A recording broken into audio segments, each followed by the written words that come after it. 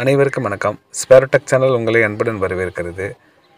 இந்த வீடியோவில் நமக்கு தெரிஞ்ச விஷயந்தான் IAVHRMSல இன்கம் டேக்ஸ் அப்டேட் பண்ணுறதுக்கும் டிவிஷன் டிடக்ஷன் ஏற்றுறதுக்கும் மேலும் போஸ்ட் கண்டினியூஷன் ஆர்டர் அப்டேட் பண்ணுறதுக்கு இது போல் பல விஷயங்களுக்கு நமக்கு web ID sheet Excel sheet நமக்கு மிகவும் பயனுள்ள ஒன்றா இருக்கும்.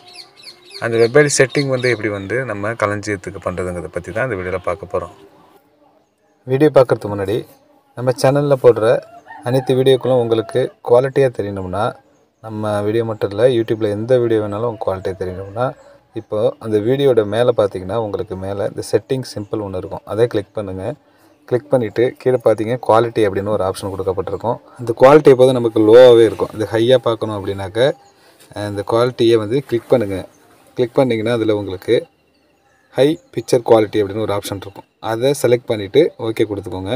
கொடுத்துட்டிங்கன்னா அதுக்கப்புறம் வீடியோ உங்களுக்கு குவாலிட்டியாக தெரியும். அப்படி இல்லைனா கீழே பார்த்தீங்கன்னா அட்வான்ஸ்னு ஒரு ஆப்ஷன் இருக்கும். அந்த அட்வான்ஸை கிளிக் பண்ணி என்ன பிக்சலில் நீங்கள் பார்க்கணுமோ அந்த குவாலிட்டியை நீங்கள் செலக்ட் பண்ணிக்கலாம். ஓகே, இப்போ நான் கருவூலம் வெப்பேஜில் ஹோம் பேஜில் இருக்கேன். லாகின் பண்ணி உங்களுக்கு நான் ஒரு எக்ஸல் ஷீட்டை டவுன்லோட் பண்ணி காட்டுறேன். வெப் ஐடி ஷீட்டை டவுன்லோட் பண்ணி காட்டுறேன். இப்போ இ சர்வீஸ் HR ஃபினான்ஸ் என்ற ஆப்ஷனை கிளிக் பண்ணுறேன்.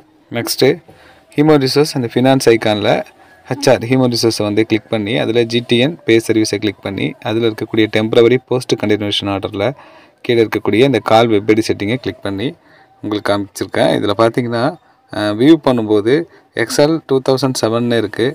இப்போ நான் ஆஃபீஸ் 10 யூஸ் பண்ணுறேன். எக்ஸல் ஆஃபீஸ் 10 தான் யூஸ் பண்ணுறேன். ஸோ அதை சேஞ்ச் பண்ணணும் அப்படின்னு அவசியம் இல்லை. 2007 வச்சு நீங்கள் டவுன்லோட் பண்ணி ஓப்பன் பண்ணால் ஆட்டோமேட்டிக்காக அது உங்களுக்கு ஆஃபீஸ் 10 ஓப்பன் ஆகும். அதனால் பிரச்சனை இல்லை. அப்படி இல்லை உங்களுக்கு இது மாற்றணுன்னா கூட நீங்கள் மாற்றிக்கலாம். இப்போ நான் அப்படியே வச்சு க்ரியேட் கொடுக்குறேன். எனக்கு இப்போ வெப் ஐடி ஷீட் டவுன்லோட் ஆகிட்டு நெக்ஸ்ட்டு அதை கிளிக் பண்ணி ஓப்பன் பண்ணுங்கள். ஓப்பன் பண்ணதும் இந்த ப்ராசஸ் கம்ப்ளீட்டாக முடிகிற வரைக்கும் இதுக்கு க்ளோஸ் கொடுத்துக்கோங்க. இந்த ப்ராசஸ் கம்ப்ளீட்டாக முடிகிற வரைக்கும் வெயிட் பண்ணுங்கள். உங்களுக்கு டாக்குமெண்ட் கிரியேட்டட் அப்படின்னு ஃபைனலாக வந்த பிறகு அதன் பிறகு நீங்கள் க்ளோஸ் கொடுங்க. இப்போ எனக்கு வெப் ஐடி ஷீட்டிங் ஒர்க் ஆகுது. நான் என்ன செட்டிங் செஞ்சுருக்கேன் அப்படிங்கிறத மட்டும் நான் உங்களுக்கு காமிக்கிறேன்.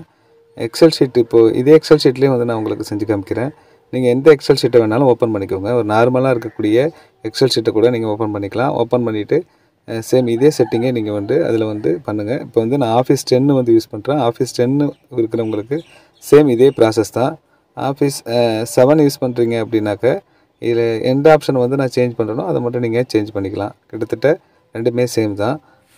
இப்போது ஏதேனும் ஒரு எக்ஸல் ஷீட்டில் இருக்கக்கூடிய இந்த லெஃப்ட் சைடு கார்னரில் இருக்கக்கூடிய ஃபைல் ஆப்ஷனை கிளிக் பண்ணுறீங்க. கிளிக் பண்ணிவிட்டு கீழே பார்த்தீங்கன்னா ஆப்ஷன் அப்படின்னு ஒரு ஆப்ஷன் கொடுக்கப்பட்டிருக்கும். அதை கிளிக் பண்ணுங்கள். 7ல் இருக்கிற ஆப்ஷன் நீங்கள் பார்த்துக்கோங்க. நெக்ஸ்ட்டு வரக்கூடிய ஆப்ஷனில் இந்த ட்ரஸ்ட் சென்டர் என்ற ஆப்ஷனை கிளிக் பண்ணுங்கள். கிளிக் பண்ணிவிட்டு ரைட் சைடில் பார்த்தீங்கன்னா ட்ரஸ்ட் சென்டர் செட்டிங் 7ல் நீங்கள் வர வேண்டியது ட்ரஸ்ட் சென்டர் செட்டிங்க்கு தான் வரணும். ட்ரஸ்ட் சென்டர் செட்டிங்கில் ஃபஸ்ட்லேருந்து நம்ம பார்ப்போம். ட்ரஸ்டட் பப்ளிஷர் நமக்கு தேவையில்லை. நெக்ஸ்ட்டு ட்ரஸ்டட் லொக்கேஷனில் உங்களுக்கு இங்கே கீழே இந்த பாக்ஸில் அலோ அப்படின்னு ஒரு பாக்ஸ் இருக்கு இல்லையா, அது மட்டும் டிக் பண்ணிக்கோங்க. அவ்வளோதான். நெக்ஸ்ட்டு ட்ரஸ்டட் டாக்குமெண்ட்ஸுக்கு வாங்க. சேம் அதுலேயும் அலோ என்ற டிக் பாக்ஸ் டிக் பண்ணியிருக்கான்னு பாருங்கள். இதெல்லாம் மேனுவலாக இருக்கும். இதெல்லாம் செக் பண்ணிக்கோங்க. அடுத்தது ஆட் சென்டில் எல்லாமே அன்டிக் பண்ணியிருக்கான்னு பார்த்துக்கோங்க. நெக்ஸ்ட்டு ஆக்டிவ் எக்ஸ் செட்டிங்கில் இந்த எனேபிள் 4வதாக இருக்கக்கூடிய இந்த எனேபிள் டிக் பாக்ஸை செலக்ட் பண்ணிக்கோங்க. அவ்வளோதான். அதுக்கு கீழே ஒரு டிக் பாக்ஸ் கொடுக்கப்பட்டிருக்கும். அதுக்கு அன்டிக் பண்ணிவிடுங்க. நெக்ஸ்ட்டு மேக்ரோ செட்டிங்கில் சேம் அதே 4வதாக இருக்கக்கூடிய இந்த எனேபிள் ஆல் என்ற ஆப்ஷனுக்கு டிக் பண்ணிவிட்டு அதுக்கு கீழே இருக்கக்கூடிய ட்ரஸ்ட் அக்சஸ் என்ற டிக் பாக்ஸுக்கு டிக் பண்ணிக்கோங்க.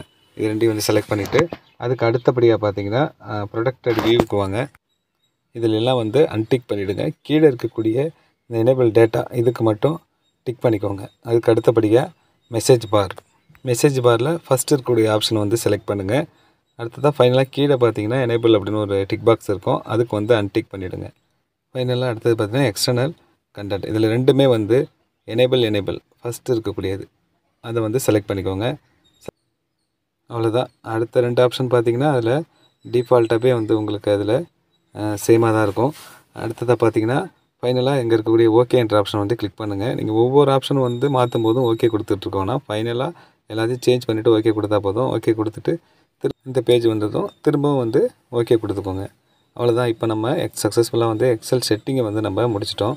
அதுக்கு அடுத்தபடியாக இப்போ நம்ம இன்டர்நெட் ஆப்ஷனில் வந்து ஒரு சில செட்டிங் செய்ய வேண்டியது இருக்குது. அதனால் இந்த சர்ச் பாக்ஸில் இன்டர்நெட் ஆப்ஷன் அப்படின்னு வந்து சர்ச் பண்ணுங்கள்.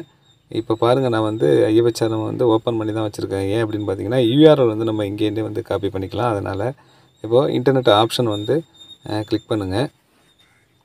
இன்டர்நெட் ஆப்ஷனில் கிளிக் பண்ணது உங்களுக்கு இந்த பேஜ் தான் வரும். இதில் பார்த்தீங்கன்னா இதில் ரெண்டாவதாக செக்யூரிட்டி அப்படின்னு ஒரு ஆப்ஷன் கொடுக்கப்பட்டிருக்கும். இந்த செக்யூரிட்டி என்ற ஆப்ஷனை வந்து கிளிக் பண்ணுங்கள்.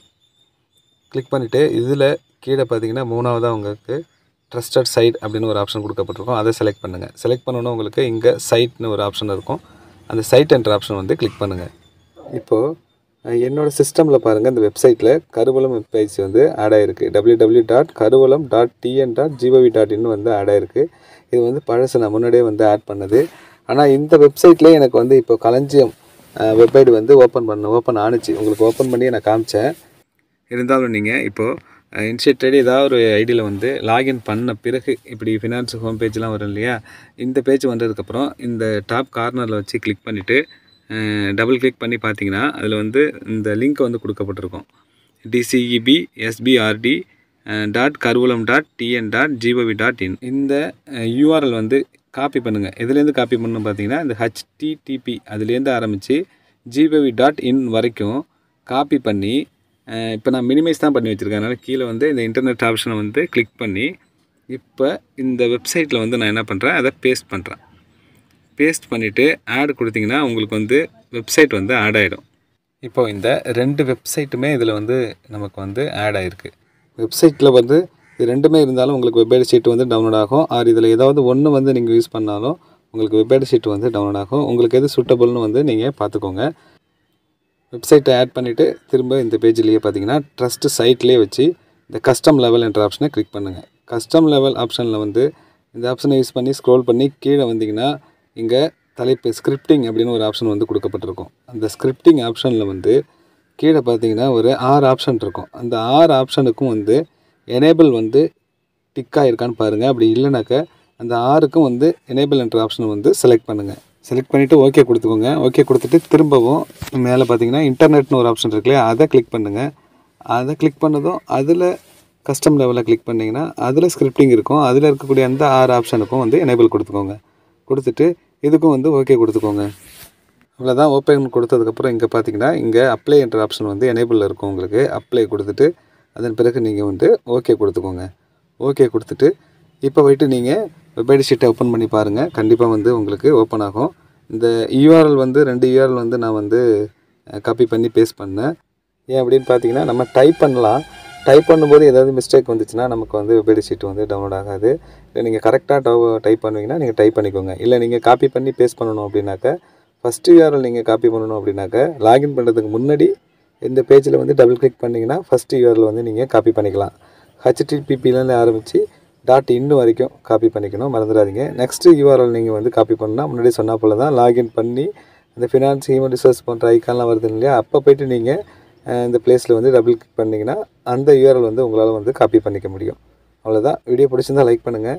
மறக்காமல் இது எல்லாருக்கும் ஷேர் பண்ணுங்கள். மேலே நம்மளுடைய ஸ்பெரோடெக் சேனலை சப்ஸ்கிரைப் பண்ணிக்கோங்க. நன்றி.